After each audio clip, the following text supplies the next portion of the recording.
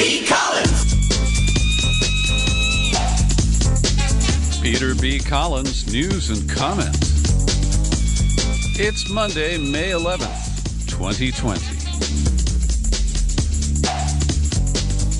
There's new information that has surfaced in transcripts from behind closed doors hearings in the House of Representatives, blowing cracks in the Russiagate narrative into widening fissures. And this becomes a weapon that Donald Trump can use to talk about fake news, to demonize the Democrats. And it is a significant set of new information. And I want to first reference the in-depth interview that I posted on Friday with Allison Weir, offering an alternate story about meddling by a foreign nation in the U.S. elections in 2016.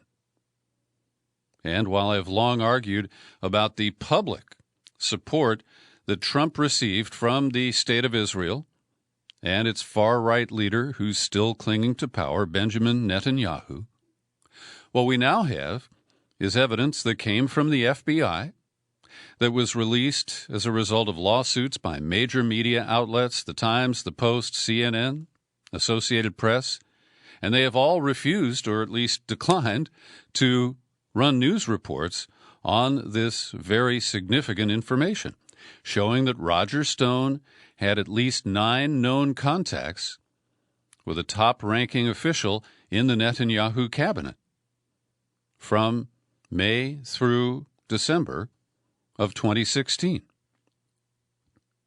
And we are now learning through the intrepid reporting of Ray McGovern at Consortium News and Aaron Mate, who has been a critic, a very level-headed, evidence-based critic of the Russiagate narrative all along. And Ray McGovern has a print piece, and Aaron Mate has a new video available at the Gray Zone Project today.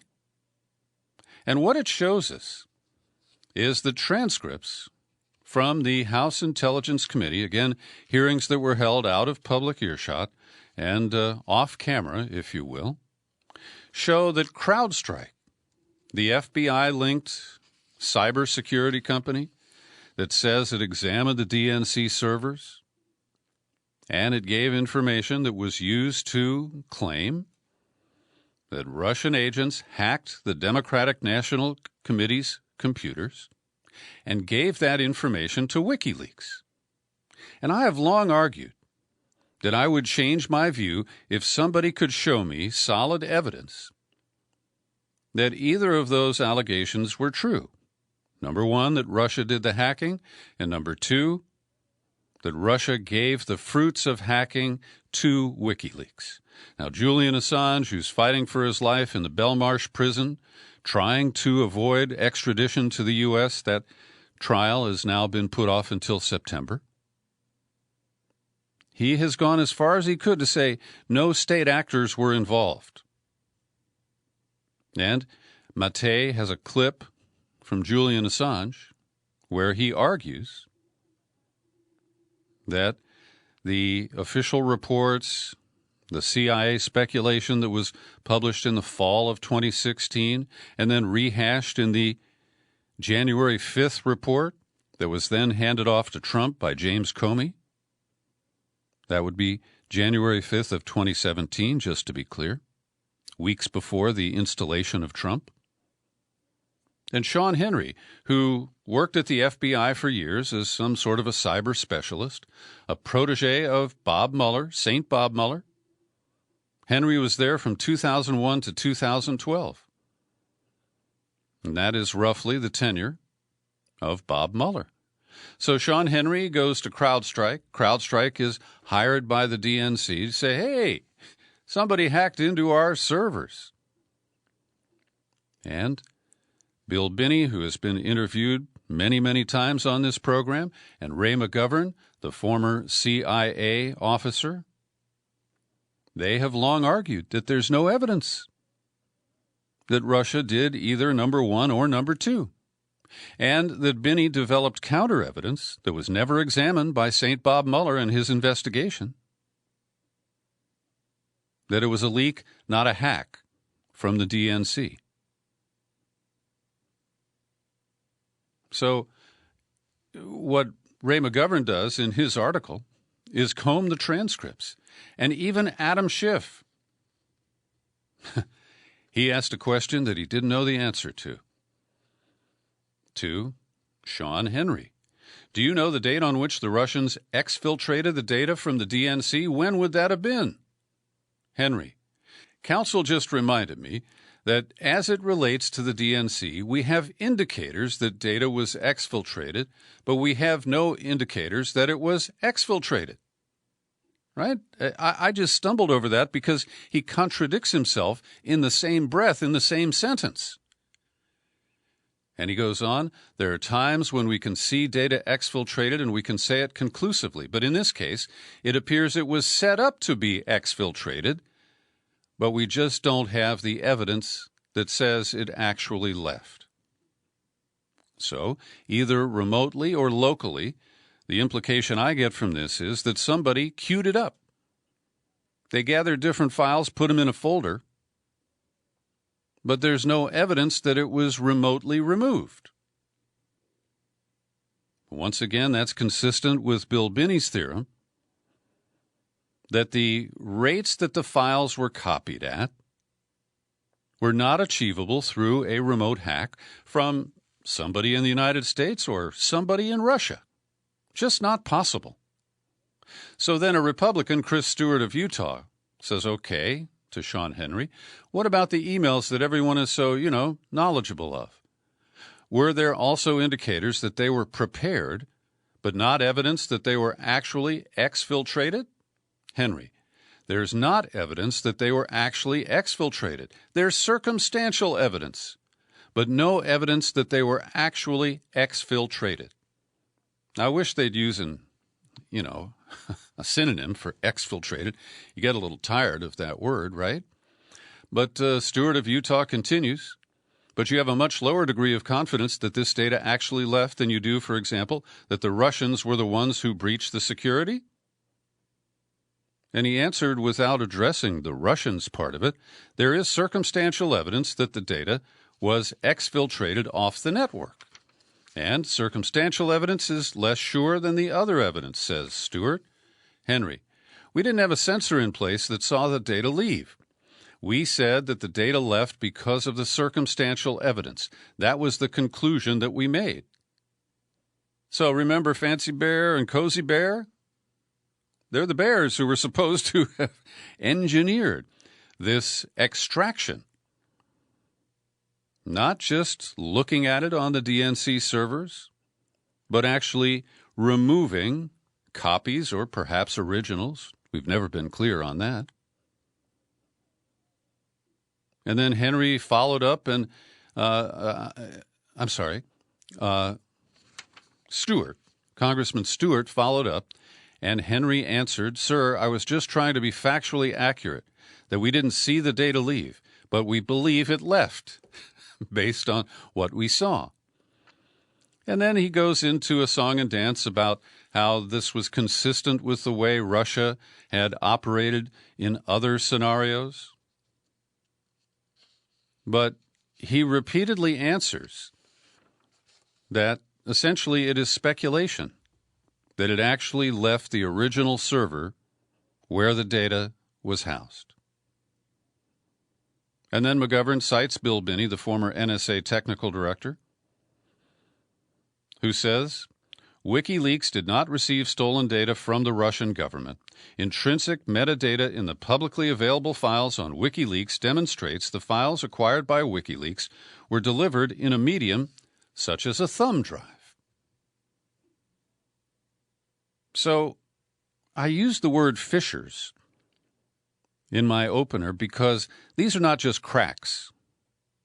These are huge, gaping holes in the Russiagate narrative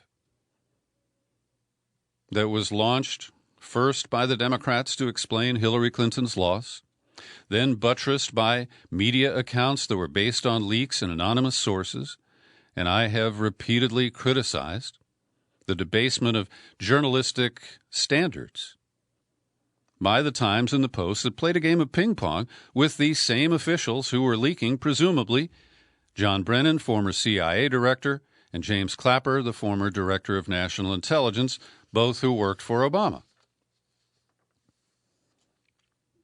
And later in the article, McGovern writes, on January 18th, that's 2 days before his exit, in a final press conference, Barack Obama saw fit to use lawyerly language on the key issue of how the DNC emails got to Wikileaks.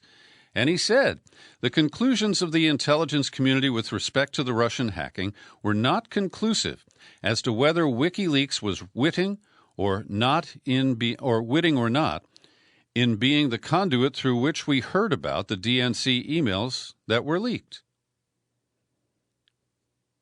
So the entire foundation of the Russiagate narrative, the Mueller investigation, the limited hangout report that he produced.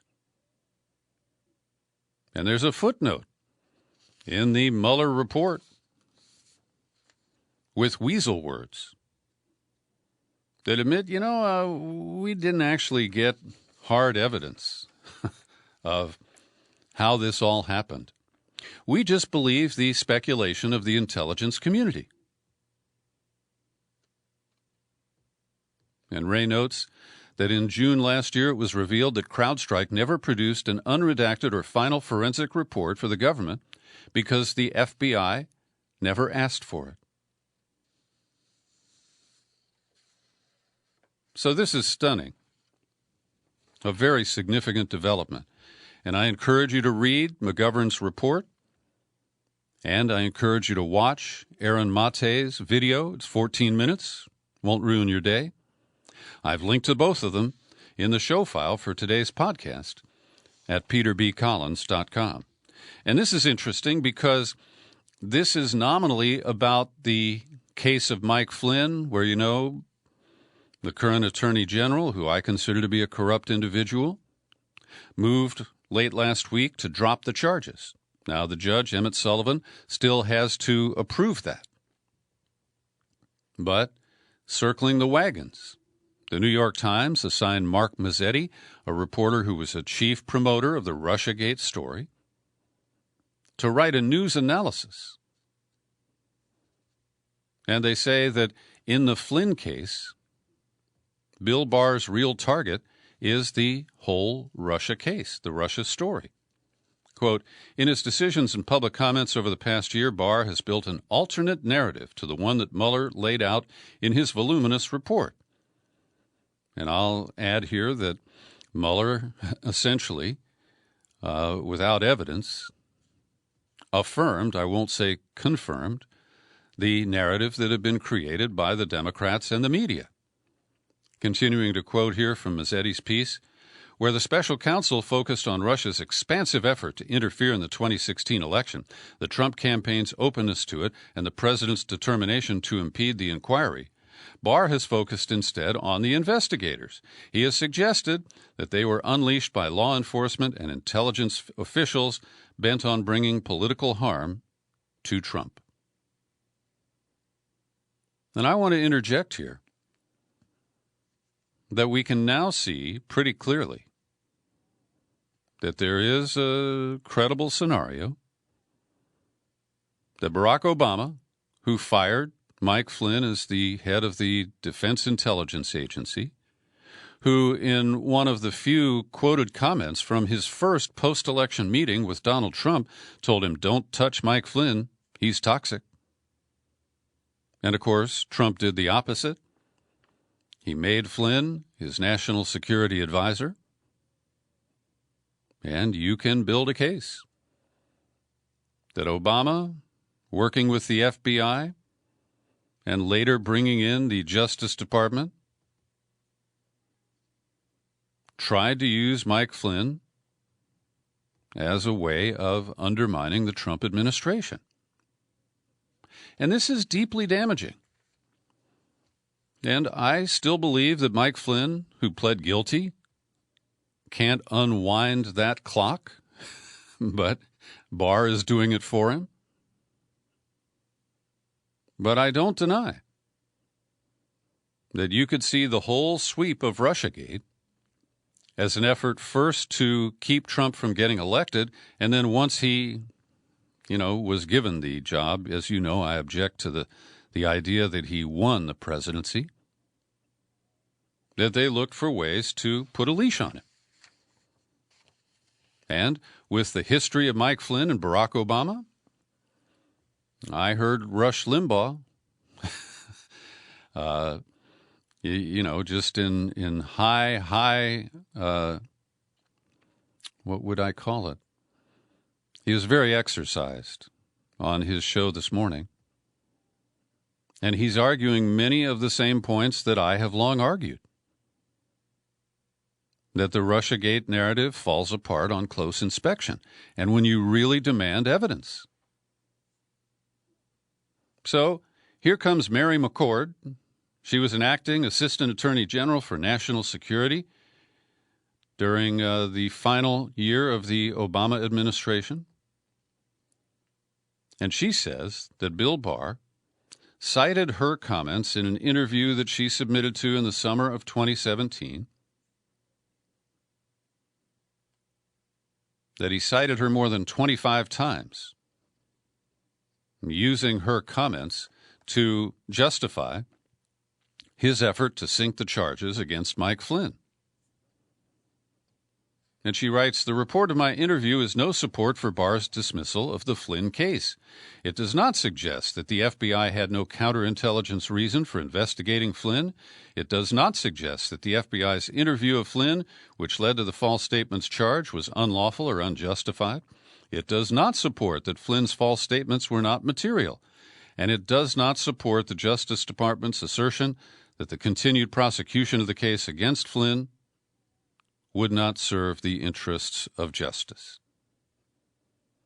Now, Bill Barr is an expert at twisting words, and I'm not really going to dispute Mary McCord's line of thinking here. She says, the account of my interview in 2017 doesn't help the department support its conclusion, and it is disingenuous for the department to twist my words to suggest that it does. She says, the account of my July 27 interview describes my department's frustration with the FBI's conduct, sometimes using colorful adjectives like flabbergasted to describe our reactions. And if you listen closely to what I said earlier, it was the Obama White House working with, colluding, if you will, top officials at the FBI, figuring out how to get Flynn, if you want to call it that. And they left Sally Yates and Mary McCord out of the loop initially. And the term flabbergasted is when they found out what the FBI was up to. So you can take that in different directions. But in any event, people who have bet a lot on Russiagate, including my good TV friend, the telenovela star Rachel Maddow, they ought to take another look at their work over the last 3 years. Meanwhile, more than 1,900 former Justice Department employees have repeated a call for Barr to step down as Attorney General in an open letter. They said he has once again assaulted the rule of law. The vast majority of these were not political appointees. They were the so-called career prosecutors. And Trump spent Mother's Day, I don't know where Melania was, but he spent it with his Twitter friend. Over 100 tweets reported or retweets. He was very busy. Now, one of them included charges that Obama presided over the biggest political crime in American history by far, ! The tweeter-in-chief went on, he used his last weeks in office to target incoming officials and sabotage the new administration. And unfortunately, here's another one. When are the fake journalists who received unwarranted Pulitzer Prizes for Russia, Russia, Russia and the impeachment scam going to turn in their tarnished awards? Well, let me split the baby here because, as you know, I would agree with the president reluctantly that Pulitzers for the Russiagate reporting were not deserved. But on the what he calls the impeachment scam, as I have long held, I believe that he was exposed and that his own appointees came forward and provided the testimony and some evidence of inappropriate, wrongful, and illegal behavior in the Ukraine episode where, he withheld the military aid and pressured the new President Zelensky to do his bidding and run some investigations of Biden in Ukraine. And while the Democrats fumbled the impeachment by limiting the focus to Ukraine and, other issues that I've talked about at length, I believe that the Ukraine investigation was well warranted and pretty well documented. They needed more evidence, and John Bolton played that game, as you know. The senators, dominated by the Republicans, could not get a majority to support additional witnesses and testimony. And I have no illusions that the Senate would have removed Trump, but I think that it wouldn't have been the big stone wall that was erected and held in the Ukraine investigation. One of the other tweets on Sunday was against Chuck Todd, the NBC anchor of Meet the Press.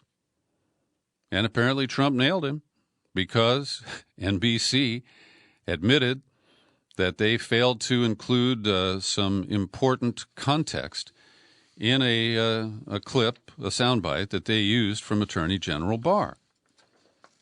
And the issue is that, Barr made this statement that the winners write the history. But he went on to say that, history is written by the winner, so it largely depends on who's writing the history. And NBC cut the clip after written by the winner. He went on to say, I think a fair history would say that it was a good decision to drop the charges against Flynn because it upheld the rule of law. It upheld the standards of the Department of Justice, and it undid what was an injustice. Now, I still say on the narrow charges that Mike Flynn was not set up. He was tipped off that FBI agents were coming to talk to him about his controversial phone call with Ambassador Kislyak of Russia. The White House had been tipped off by Sally Yates that it was an issue. And so on the narrow question, I still think that there are far more deserving people who wanted to recant a guilty plea than Mike Flynn. So Trump is demanding that NBC fire Chuck Todd, and I'm loath to take sides. I'm not Chuck Todd's biggest fan. And here comes Scott Ritter, a guy who acknowledges in a piece published yesterday, I guess officially today, at the American Conservative, that he doesn't like Mike Flynn. But the headline reads, "We could all be General Michael Flynn tomorrow." Subhead, "The Obama National Security Team's outrageous abuse of power mirrors the underbelly of our prosecutorial system at large." And he's right. Because so many cases are plea bargained, defendants risk too much to go to trial, whether it is the expense or the risk that they might get convicted on stacked charges and draw a longer sentence. And I think that Scott Ritter makes a pretty strong case here. As I say, on the narrow question of Flynn's lying to the FBI, I think they've got him cold. But Ritter zooms out and looks at the basis for the national security investigation that was called Crossfire. The big one was Crossfire Hurricane, and this one was called Crossfire Razor, focused on Flynn in particular. And it started with the picture of him at the table with Putin and Jill Stein in Moscow for the RT Gala. And Ritter shows that the Flynn case lost touch with its foundation of legality when it shifted to the Kislyak phone call, and that the FBI was ready to shut it down in early January of 17 until the transcript, which was unmasked, and that's another issue. You know, how did the FBI get approval? Because in these intercepts of foreign officials who have contact with Americans, the Americans are supposed to be quote-unquote masked. So what was the basis for that unmasking? That's not a trivial question. And Ritter writes, the Obama National Security Team abused its power by unmasking Flynn's identity, then leaked it to the press, using this press reporting to justify the continuance of a baseless counterintelligence investigation in order to set a perjury trap intended to place Flynn in legal jeopardy. This is not how American justice is supposed to be dispensed. And the fact that Flynn had to undergo this ordeal should send a shiver down every American spine. Because if left unchecked, there, but for the grace of God, go us all. Scott Ritter has agreed to an interview with me scheduled for tomorrow, and I think we're going to air that out in a lively manner, and I look forward to sharing that with you. Over at the Justice Department is this little office called the Office of Special Counsel. And one of their tasks is to evaluate whether a whistleblower claim is legitimate or not. And before them now is the case of Dr. Rick Bright, and he was drummed out of the Department of Health and Human Services, where he ran this Biomedical Advanced Research and Development Authority, BARDA, because he felt that Trump officials were making a variety of errors related to the developing coronavirus pandemic. And OSC has determined that he meets the terms of the Whistleblower Protection Act, and Bright's lawyers are urging that Dr. Bright be reinstated. Now, there's a whole backstory here that I am not going to take the time to delve into, but he had, conflicts with other people at HHS. He's accused one of his superiors of maneuvering to shift stockpile development money to a company where that official had a financial interest. He'd been an advocate or an employee of them in the past. So I think there are substantial issues that go back, predating the issue that is right before us at the moment. So we're going to see how all that plays out. Friday night, I sat down with my partner Kathy and we watched Megyn Kelly's interview with Tara Reade. And we had pretty different reactions, and I'll get to hers in a moment. But I came away feeling, number one, that Megyn Kelly did a fair interview, was not too easy on her, but that Tara Reade held up to pretty close grilling on her charges. And I came away saying, I wasn't there. It's a he said, she said story. But what she says is her own truth. And she didn't falter or wither. And so I don't think that her charges are not credible, and I don't think she's going to go away soon. It's doubtful that she'll get a hearing and cross-examination like Dr. Christine Blasey Ford did in her allegations against Brett Kavanaugh. But when you compare the two, Reade was more sure of her story. Now, I also want to mention that if you watch the interview, or if you already have, Megyn Kelly enjoys what I would call, beatific lighting. It's like they put a halo around her, and she's got this blonde hair and these stunning blue eyes that come through just popping. And when you compare the cuts to Tara Reade, she's lit just like a human being. The other thing, if you haven't watched it yet, watch carefully, because Tara Reade's answers are repeatedly edited. And you see the jump as they go right without a pause into the next question from Megyn Kelly. I would like to see the unedited version of that interview to see what else Tara Reade said. For example, I didn't hear explicitly quote the comment that surfaced last week for the first time that Biden said, "I want to fuck you." And there were a few other things that were not included in the Megyn Kelly interview. So what is shaping up in the polling and in commentary is that the Democratic establishment represents about 30 to 40% of public opinion.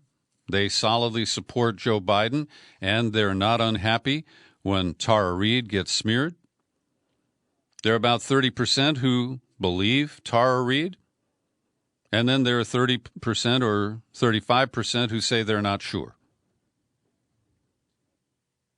But my Kathy, and we had a Zoom meeting with a couple of her friends over the weekend, and they don't dismiss that Tara Reade had a bad experience with Joe Biden. And yes, they concede that he may have violated her private parts. But they say that she should get over it and that this election is too important to try to look at this through a moral filter, a Me Too filter, and that Tara Reade is a necessary collateral damage to the necessity to defeat Donald Trump. And I'll bet there are a lot of people who feel that way. And from my own view, I kind of put that aside. People are entitled to have their own opinion and judgment. But I just see this as another huge vulnerability of Joe Biden that's going to be exploited by the opposition in deep hypocrisy. Because, of course, Trump is a well-known and repeated offender. And Joe Biden faces this single charge so far. There are others who were made uncomfortable by him and who don't like how touchy he was. But those touches were generally on shoulders and from the back, not a frontal version of sexual assault.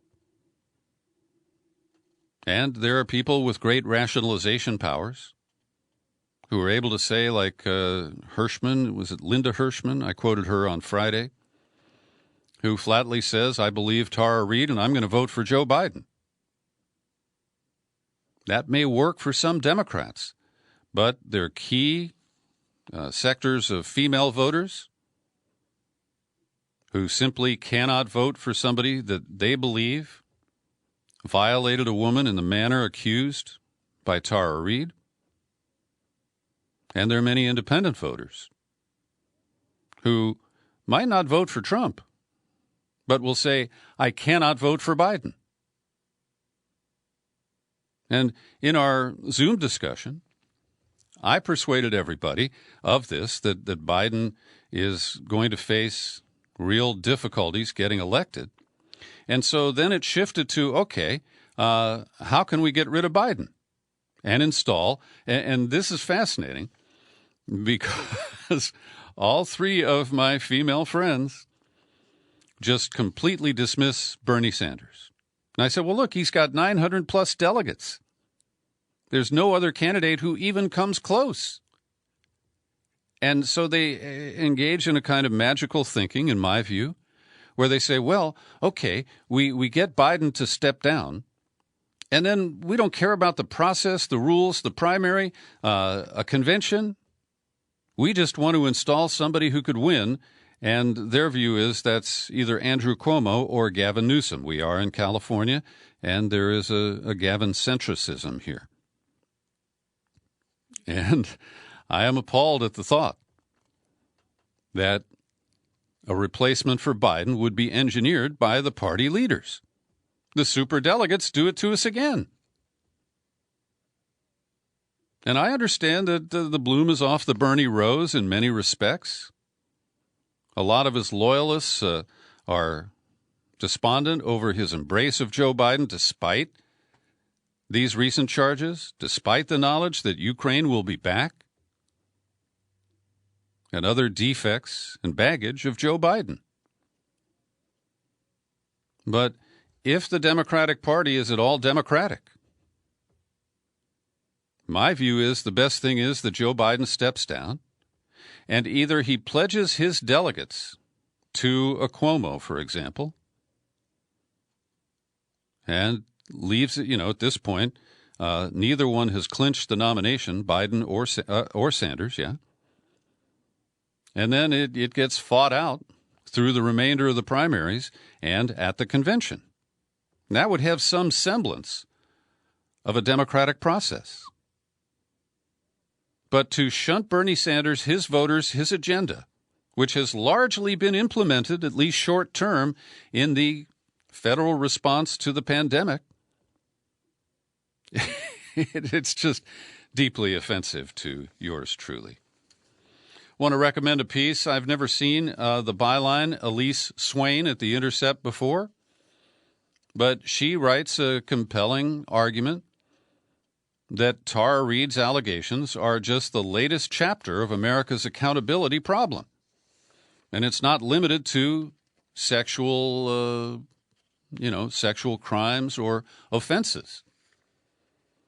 But it relates to our tolerance, the Democratic Party's tolerance of surveillance, of wars, either by troops or drones, wars of regime change, support for regime change today in Venezuela.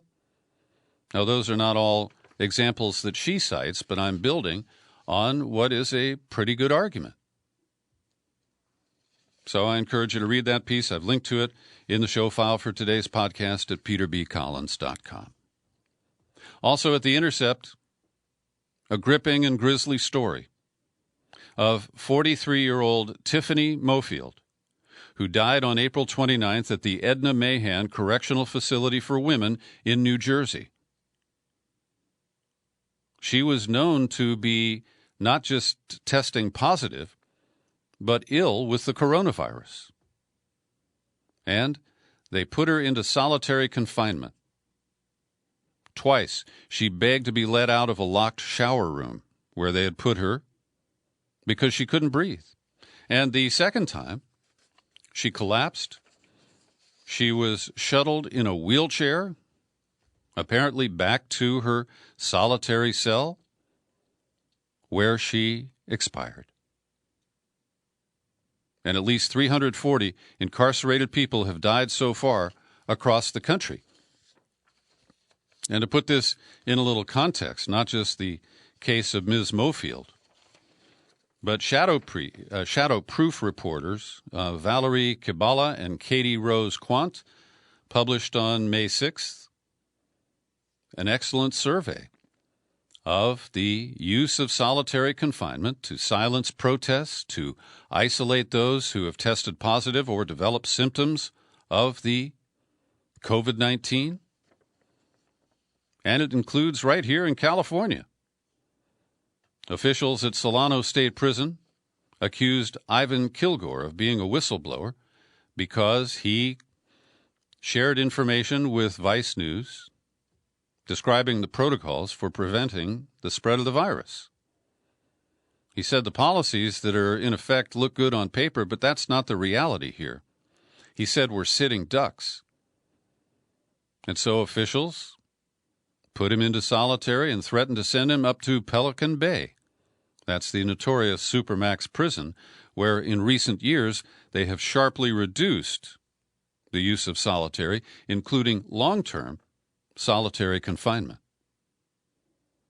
So this is an ugly story, and both Andrew Cuomo and Gavin Newsom, who I just mentioned, who have many followers who are enamored of them and see them as the deus ex machina, who can save the Democrats from Biden, Bernie, and defeat Trump in November?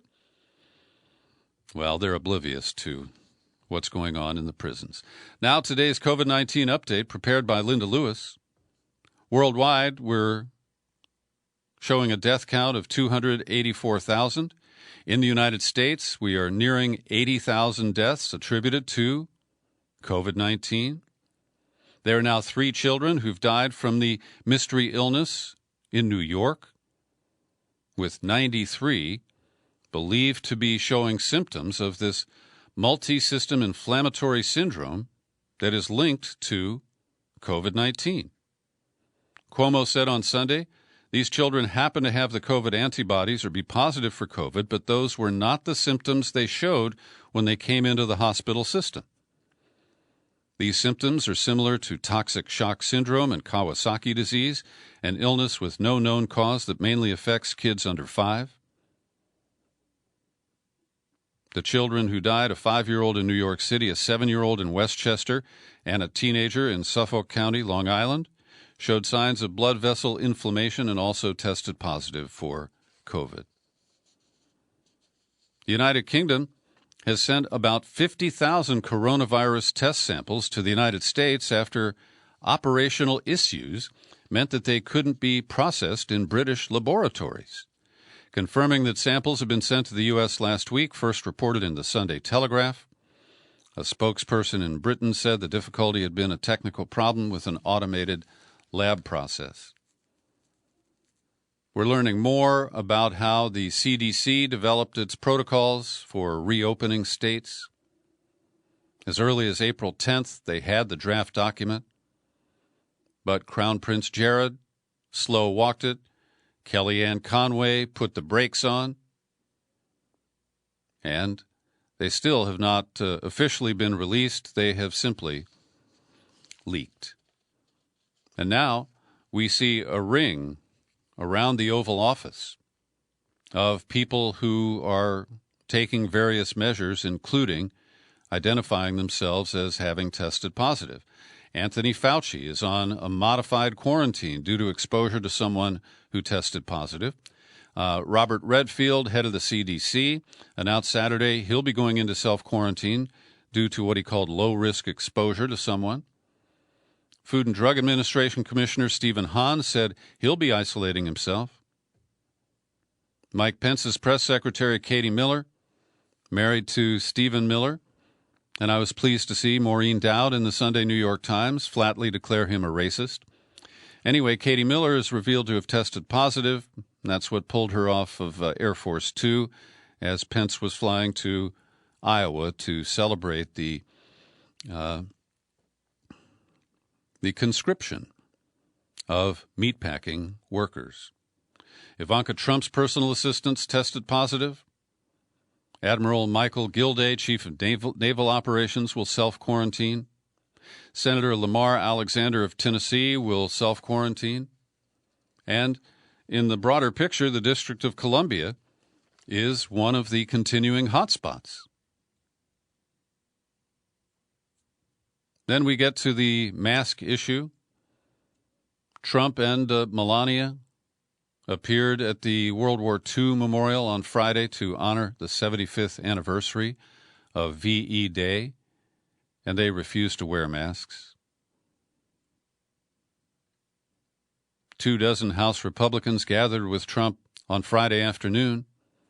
No one wore a mask. Louis Gohmert, the idiot from Texas, said, "The only reason we would wear masks is if we were trying to protect ourselves from you and the media, and we're not scared of you, so that's why we can be here like this." I'll stop my bad impression of a Southerner. White House aides, up until a few days ago, often sat shoulder to shoulder in the briefing room, sometimes for more than an hour.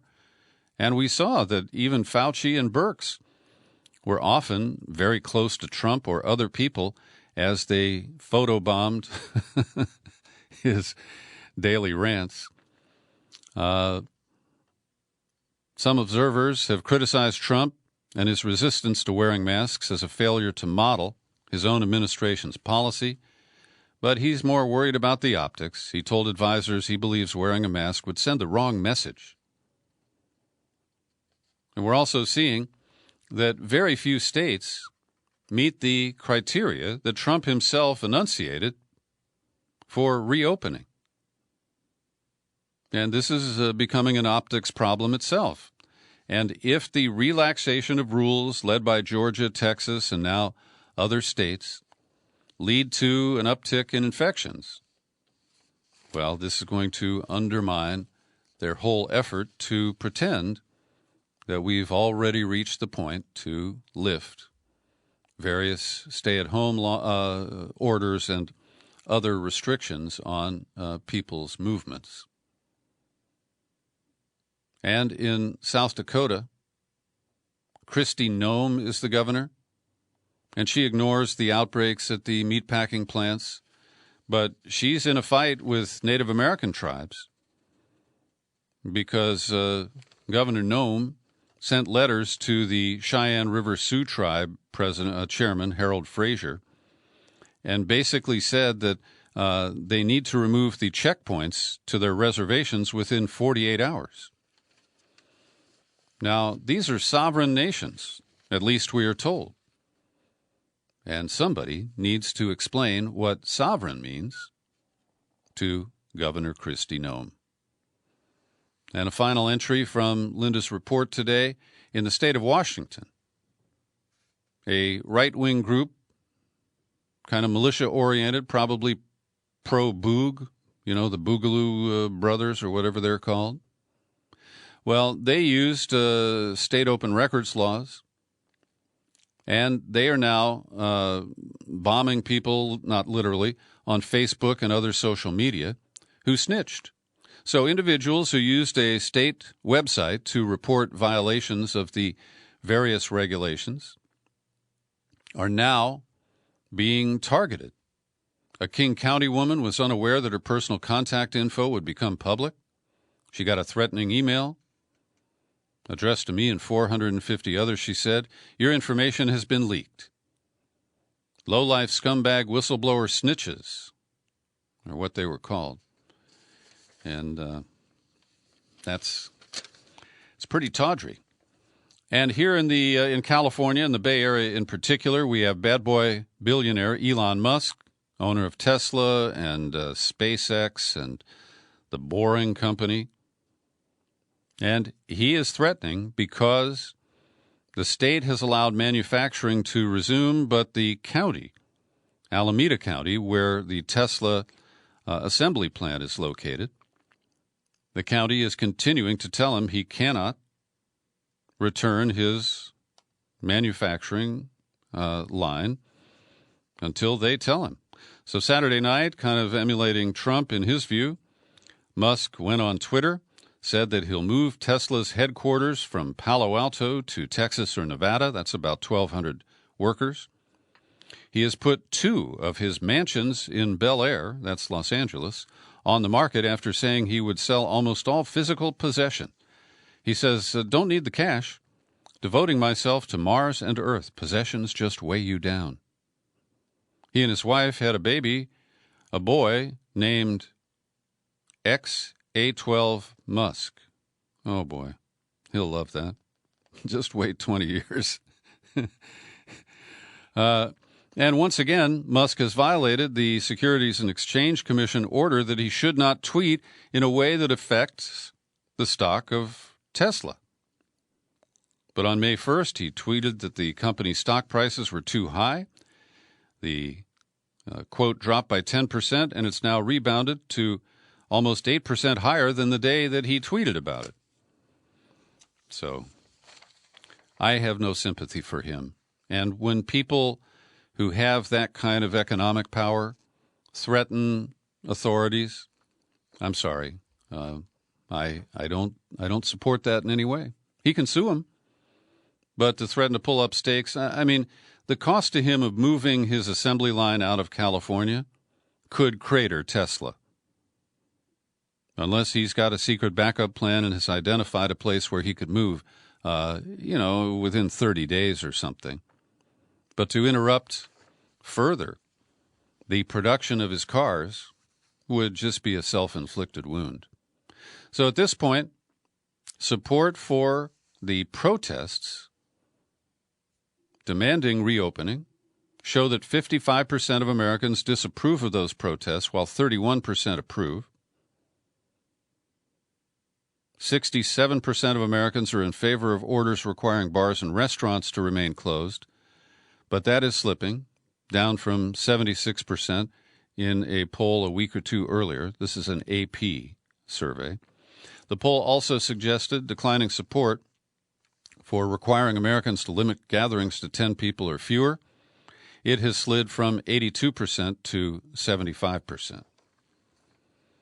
And if you want to feel better about the lockdowns in the United States and in many other countries, the worst case seems to be South Africa, where they locked down and quietly included in the order a ban on sales of cigarettes and alcohol.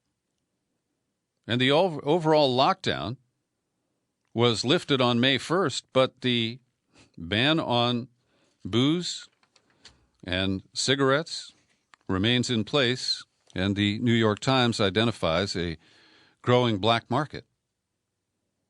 And in other odds and ends that have popped up in the news today, one of Trump's tweets and retweets was that the coronavirus numbers are looking much better, but nobody can find any support for that.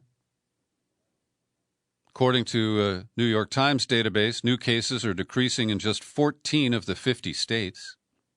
New cases still rising in 9 U.S. states, including Arizona, that is planning to reopen today. So the metrics simply aren't there.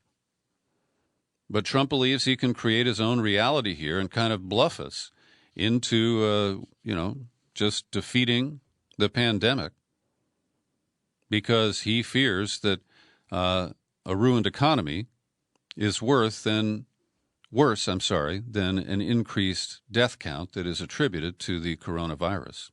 He's also stepping up the blame China efforts. According to the Wall Street Journal, the administration is preparing to issue a warning that hackers tied to the Chinese government are attempting to pilfer information from U.S. researchers working on the effort to develop a coronavirus vaccine.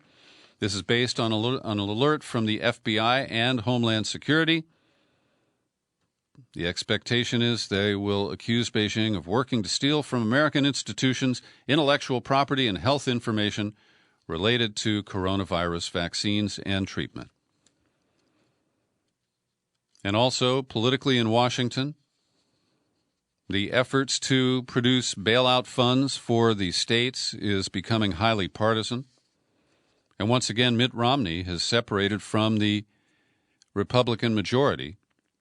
He marched in with a sign that says, "Blue states aren't the only ones who are screwed," as he entered the Senate office building today. And so we'll see where that goes.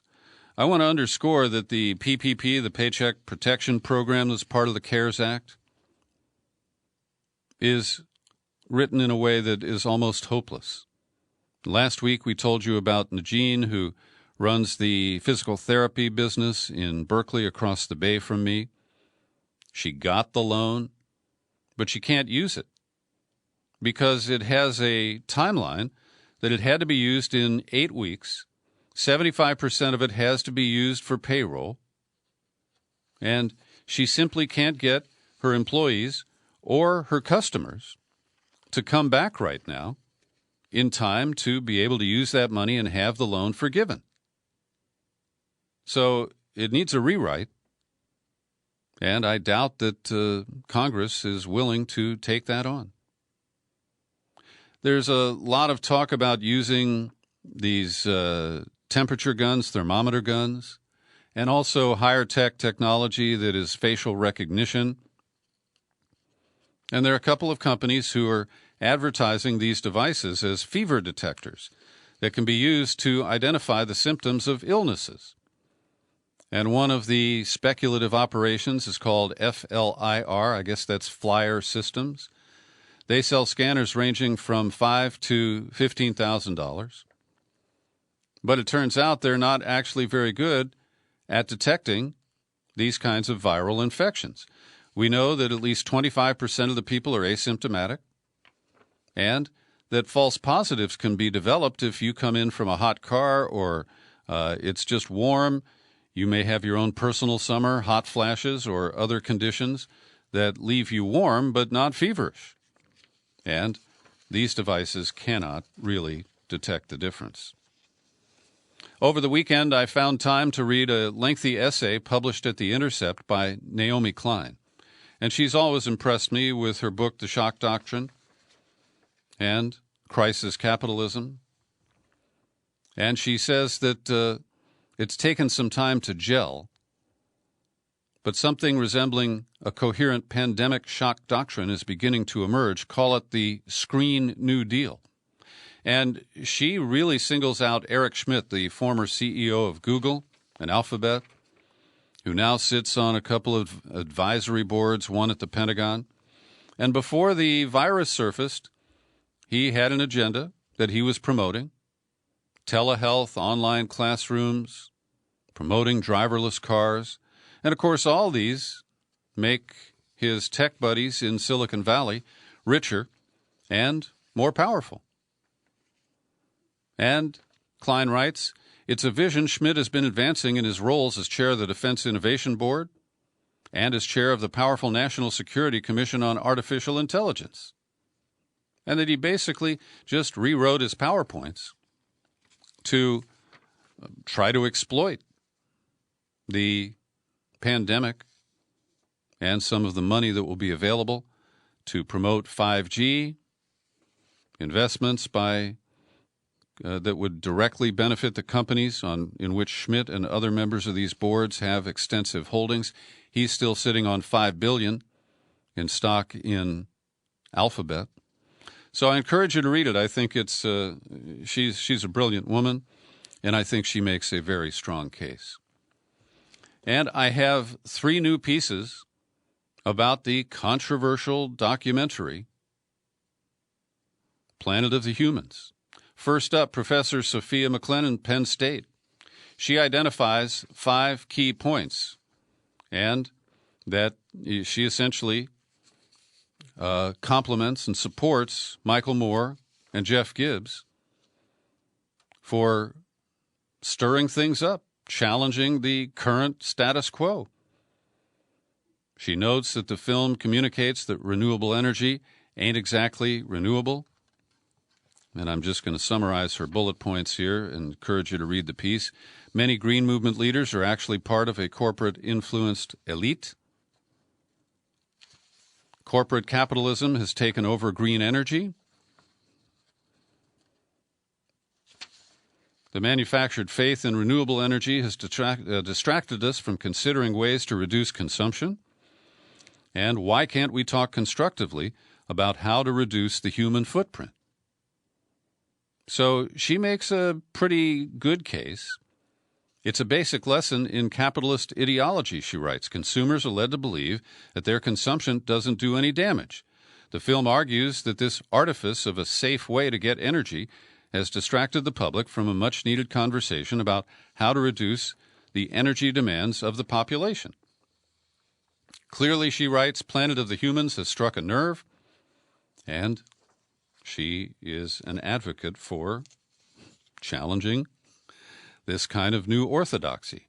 Listener Brian Carey writes, after watching Planet of the Humans, I was quite angry, especially at Bill McKibben. I did not believe for one second that he would have no idea who backs 350.org, and still don't. At best, he was having a Biden moment, and from that point in the doc, I felt he was bought off. I went to 350.org just to see how he is doing damage control, and he provides a link about how he justifies his position on the documentary.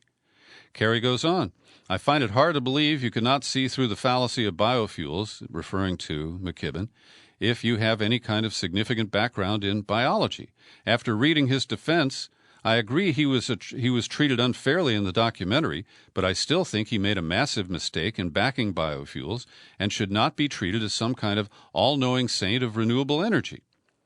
As for all those experts who signed the letter wanting to ban the movie, I have no respect for them anymore. I don't care how wrong the movie was, you debate it, you don't try to ban it. Trying to ban the movie shows me those people have no respect for the public, that we are children who must be protected from bad influence. Josh Fox was awful in his bragging about how he got the movie banned. Hey, Josh, how about you make just one of your documentaries available without an HBO subscription when it comes out? And finally, I want to recommend a piece that I was tipped to by Jerry Frazia, our expat in northern Italy.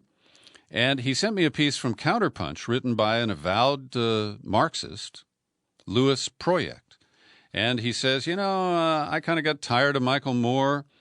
He said, but you could have knocked me over with a feather after I discovered that Moore had executive produced a film called Planet of the Humans that broke with the liberal establishment. And he describes how he, found the film provocative and interesting, that Al Gore, Michael Bloomberg, Sierra Club President Michael Brune all get a good spanking in Planet of the Humans. And then he shifts to making it a critique of capitalism and the growth at any cost form of capitalism. And I think he does a good job of making that case. And let's see a quote here. So ironically, in focusing on industrial civilization and overpopulation as the cause of environmental problems, Moore and Gibbs distract us from the real problem, the untrammeled market. You might even go so far as to say that by distracting us from problems of markets and targeting growth instead, Moore and Gibbs inadvertently just made the most neoliberal film of their career. And then he shifts into recommending a film from German documentary director Florian Opitz called System Error. And he closes with this, a quote from a different film. It's called, I guess it's a book called The Limits to Growth. The truth is that there is as yet no credible, socially just, ecologically sustainable scenario of continually growing incomes for upwards of 9 billion people. And, that's the 2050 estimated population. And the critical question is not whether the complete decarbonization of our energy systems or the dematerialization of our consumption patterns is technically feasible, but whether it is possible in our kind of society. So thanks for listening to today's News and Comment podcast. You are free to share it absolutely everywhere. You'll find it on YouTube and many other outlets. And I remain Peter B. Collins. Happy trails to you until we meet again. Happy trails